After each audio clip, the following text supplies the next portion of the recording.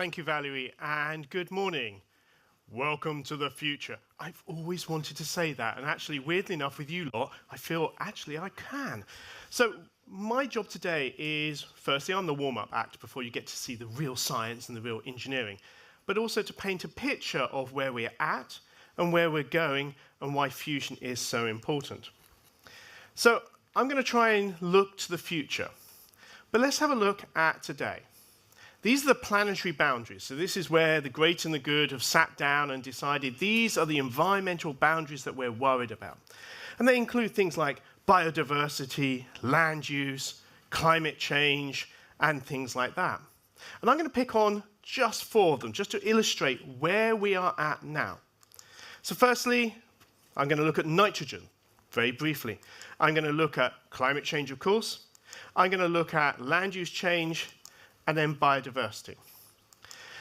So we have a look at these graphs. Top left, we fix half the nitrogen on the planet. The last time the nitrogen cycle was this disrupted was 2.5 billion years ago. We fix it to make sure we make ammonia, so we make fertilizers, so we can actually grow enough food for the 8 billion. Top right, climate change. We have increased CO2 by 50% since the Industrial Revolution and methane by 150%.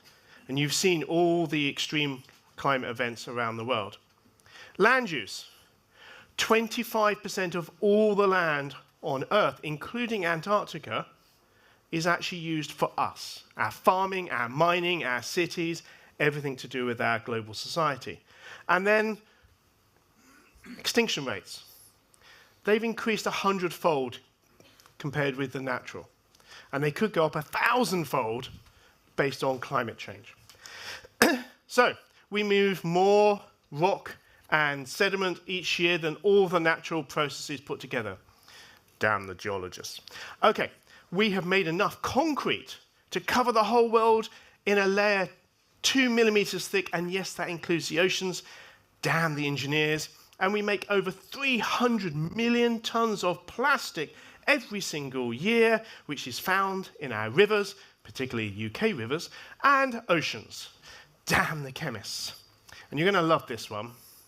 I think talking about event horizons when we're talking about fusion is a good idea. So there was an event horizon in 2017 when the world then had more Lego minifigures than actual people. I think most of them are at my house.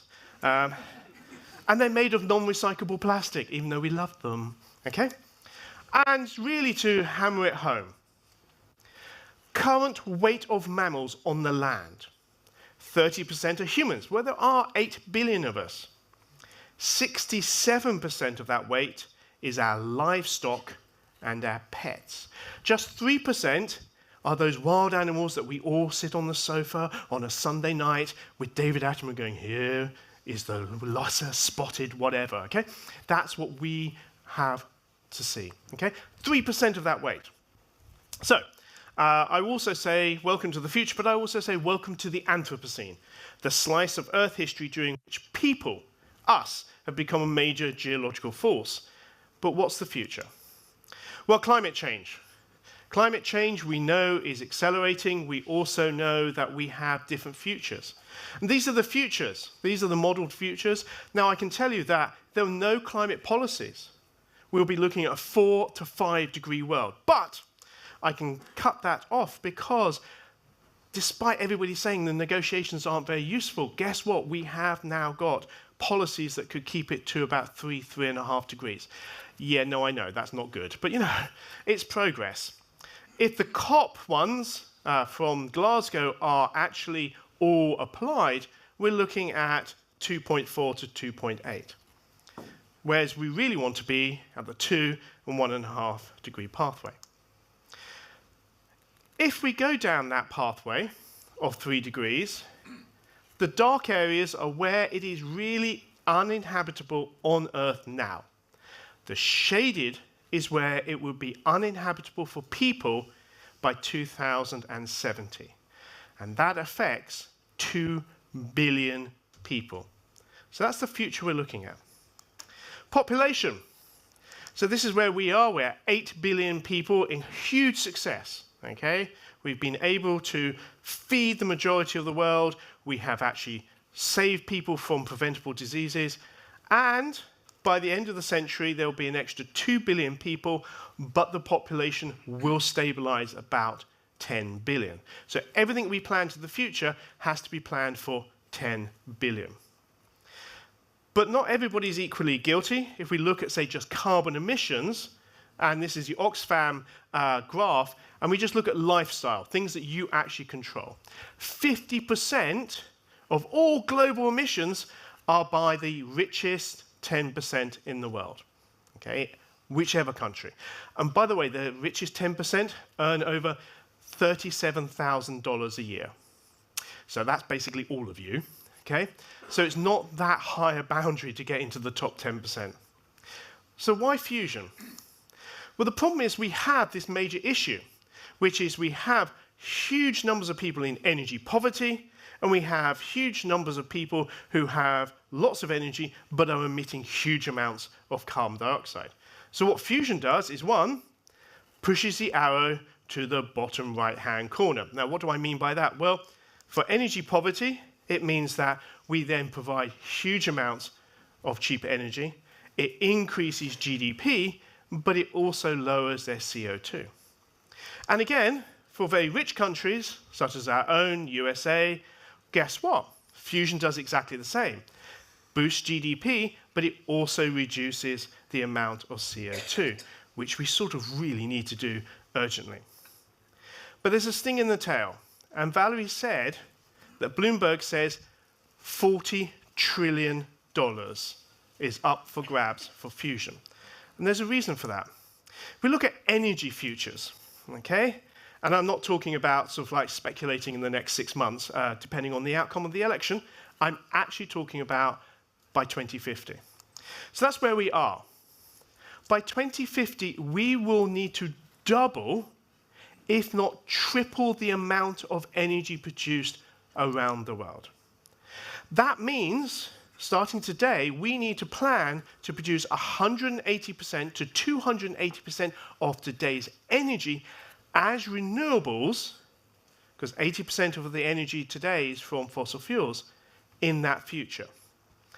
Now, renewables can go so far, but it's never going to be able to produce nearly 200% of today's energy in a clean way, hence why fusion is essential. And also, it's an electric dream, okay? We are still using 19th century technology, okay? We burn stuff, okay? Whereas we all know electricity is so much more efficient.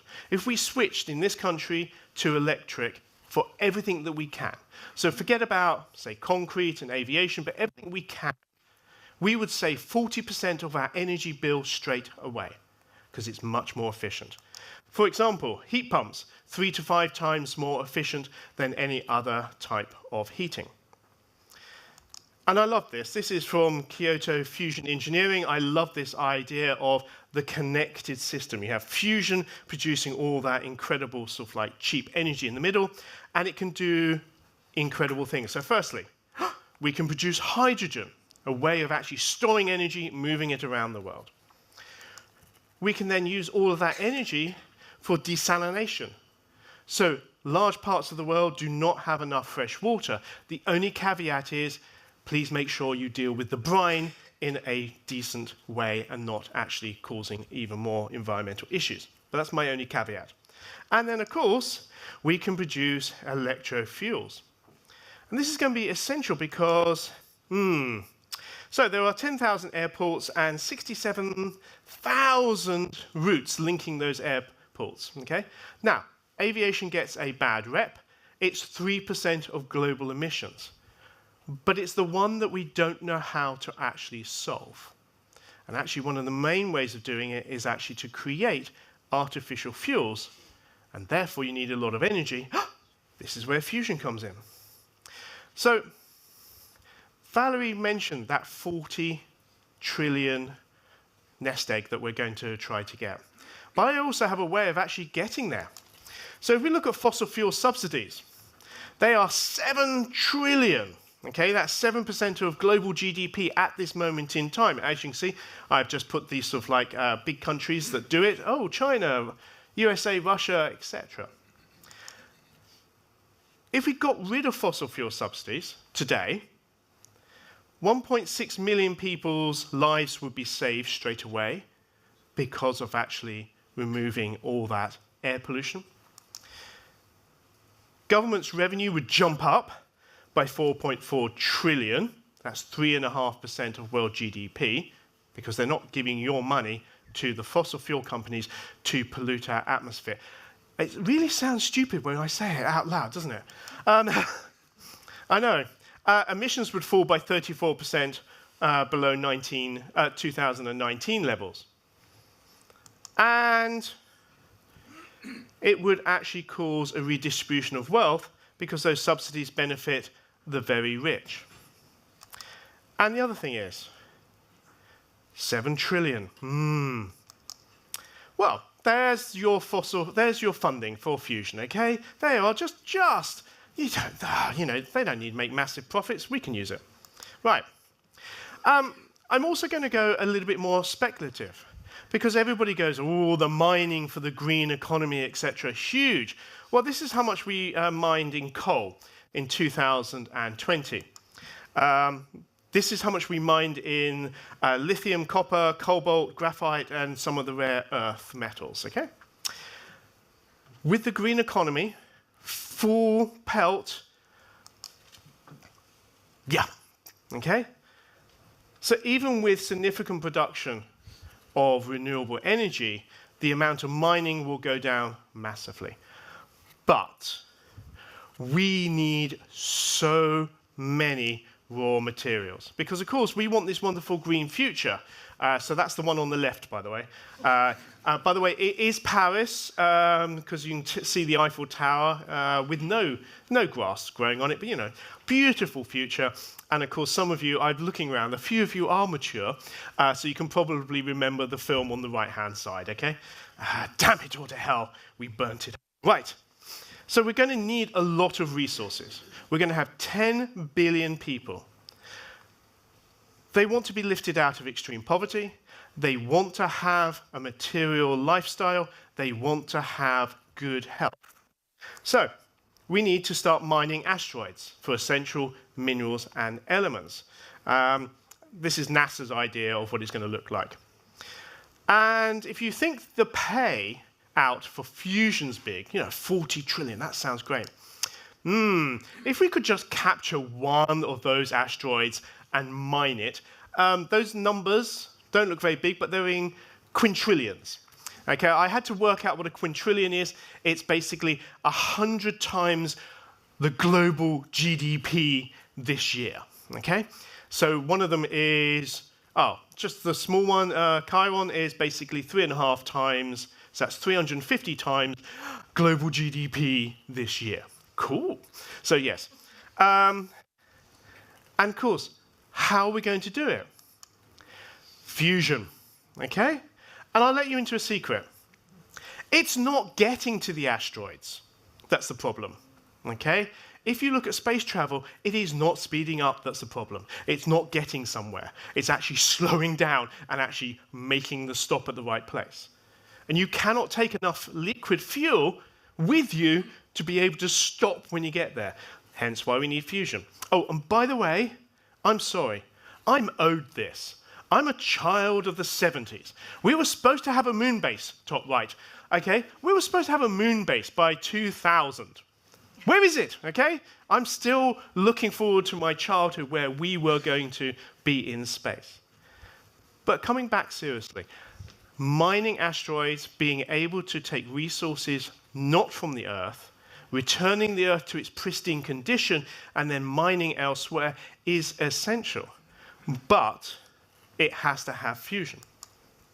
So, a little bit of caveat. We need to solve the climate crisis and the environmental crisis now. No disrespect to you lot, we cannot wait for fusion. Okay, we can't go, we won't do anything now, we'll just wait for fusion. We need to do everything now. We need the renewable energy, we need to actually reforest, rewild, do all of that which I'll be talking about at the closing speech, which I'll also be giving, you poor things. But if we want the future that humanity wants, deserves, and needs, we really need fusion as soon as possible. But I gather as soon as possible is 2040. Thank you very much.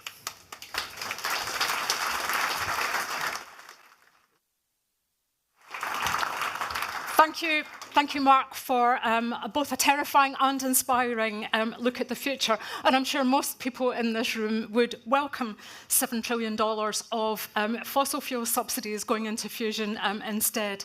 So Mark shares this inspiring vision of the future where fusion works with renewables, providing electricity, industrial heat, makes clean fuels for hard-to decarbonise industries. It powers initiatives to scrub CO2 out of the atmosphere and provides drinking water and has an impact that will be felt by billions of people around the world. And the rest of today is looking at progress we are making on that journey towards that fusion future.